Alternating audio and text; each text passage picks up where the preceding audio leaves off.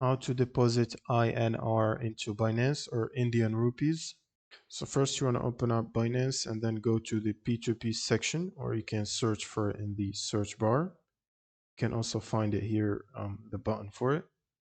Now you want to click on the currency drop down at the top right and switch it to INR. You can search for it and select Indian rupees and confirm.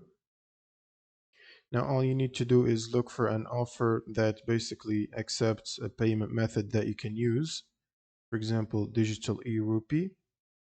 And once you find a reasonable price, you can click on the buy button and specify the amount that you want to buy.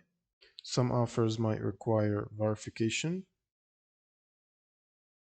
And once you specify the amount that you want to buy in rupees, you can click on the place order button.